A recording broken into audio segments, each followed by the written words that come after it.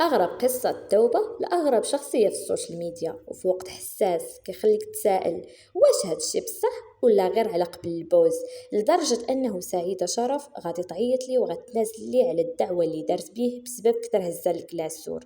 صوفيا ماتت باش نوفل يعيش والحلم سنوات أخيرا تحقق، حيت أكثر حاجة نوفل كانت كتخلعو هي شي نهار يموت وما يعرفوا واش تغسلو مرا ولا راجل. أما واحد كلمة بابا عمرو فكر أنه يسمعها شي نهار، ولكن كيبقى السؤال اللي محير الملايين، هو واش بصح نوفل غيترجل، واش اخيرا غيتبدل ولا كما كيقول لك المثال عمر الشيخه تنسى هزة الكتف. قبل ما نبداو ما تنساش انك دير سبسكرايب وتفعل الجرس، واجي نفرع لك راسك بمعلومات اللي حرفيا غتخلي دماغك والخلايا الرماديه تصداو ليك. نوفل هو واحد الانسان اللي دار بزاف ديال الخير كتر ما تخيلوا، ولكن في المقابل دار بزاف ديال الزباير كتار ما تقدروا تخيلوا. تخيلوا بعض المرات الظرافه اللي فيه كانت كتخليك تنسى انه متحول، وبعض المرات حرفيا كتحقد عليه بسبب كثرة السم اللي فيه. تقول ليه السلام يقول لك راجلك 100% كيتكال اللوبيا ما فيهاش شك. وداك الشيء علاش من بعد المحاولات الفاشله ديالي باش نفهمو اخيرا فهمت علاش هو كان مسموم وظريف في نفس الوقت. هاد التوبه اللي اعلن عليها خلات بنادم يتقسم ويبلو باللي تعاطف معاه ودعا معاه باش ربي يثبتو على الطاعه ديالو. وكاين الناس عاوتاني استغربوا من هذا التغيير المفاجئ اللي جا في نفس النهار اللي حل فيه كلينيك اخر، خصوصا وانه مؤخرا السيد ناضوا ليه بزاف د المشاكل في خدمته ونوعا ما فقد جزء من مصداقيته. من بعد ما اقرب صديقه ليه اللي هي ساريكول تقلبت عليه وقالت انه خرج عليها، وهذا الشيء اللي اعترفت به هي ومولينيكس اللي مشى دار عنده السنان ودار لي اكبر شوها فيك يا نوفل. الشي اللي خلى نوفل انه يتخذ قرار باش ما يبقاش يتعامل مع المشاهير تشوها، حيت بكل بساطه اليوم يشكروك وغدا يشوهوك، واخا راه حتى هو خدام بنفس اللوجيك. ولكن قبل ما نعرفوا كيفاش وصل نوفل لهاد الحاله اللي خلات ينهار بالكو وهو مخشي في الدار الحنين ديال النيبه، كيخصنا ضروري نرجعوا للور ونعرفوا شنو كان كيدير في حياته حتى وصل لهاد الشيء. لانه ما ننكرش بلي مورا هاد الخليطه ديال الرويال اللي ما كتخليك تعرف واش راجل ولا حاجه اخرى، خونا قدر يحقق واحد النوع د النجاح في الدومين. حيت ما نساوش بلي الحاجه اللي خلاته يولي ملعق ويعيش حياته معاون بنادم راه ماشي هما كثرة الدبلومات والاكسبيرينس الخياليه، وانما بكل بساطه السيد كان كيضرب تماره وكان كيعرف يهضر مزيان مع الكليان. هادشي اللي بطبيعه الحال قبل ما يكبروا ليه اللي يولي كيتكتك في المضاربات ديال السوشيال ميديا ما عرفناش بالضبط واش خونا كان كيفسد كمهنه ولا لا، واخا كان كيلمح ليها. والاكيد انه الخدمه في الدومين ديال التجميل وتركيا عامه عاونته باش يبعد على الحوايج اللي كانوا كيخليه يحس بالذل ويكره راسو.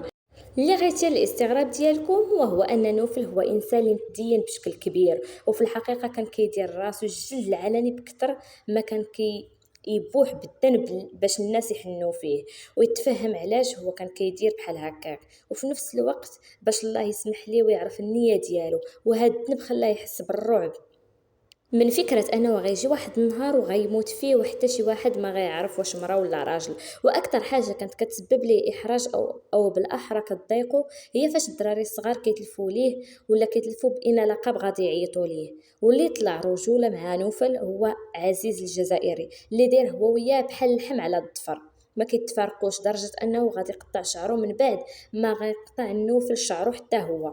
ولكن فاش غتعرف انه عزيز تاثر بدا كيبكي حيت شاف نوفل كيبكي، غتفهم كميه الارهاق النفسي اللي هاد السيد السنوات وهو عايش فيهم. ولكن اخيرا دابا من بعد سنين نوفل غادي يقدر لاول مره غادي يتواصل مع بنات اختو وخواتاتو المحجبات وغيتصالح مع باه والعائله كامله، لدرجه ان باه لاول مره في 6 سنين غادي يعيط ليه ويهضر معاه.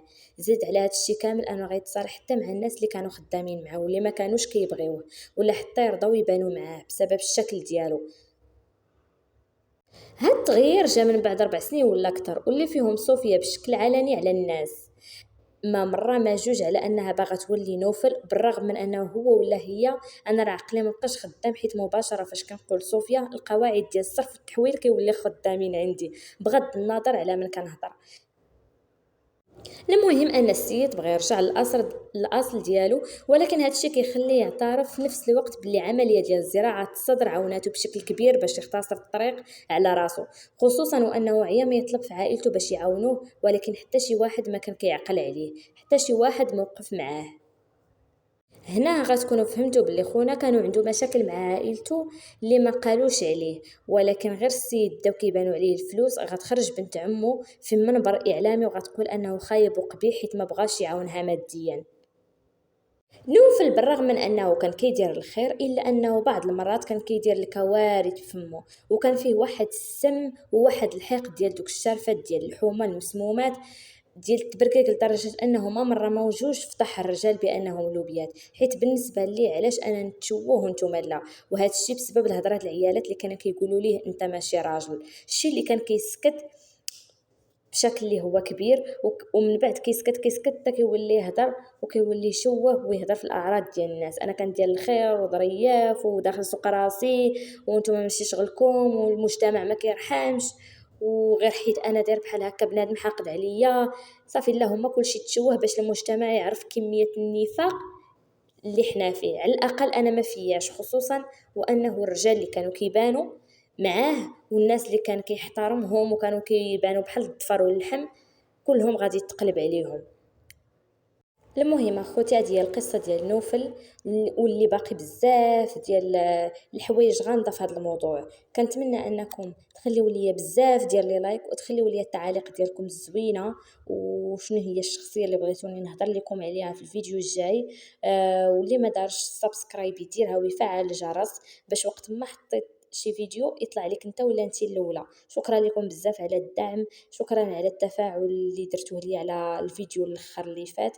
شكرا لكم بزاف بزاف، نتلاقاو في فيديو جاي.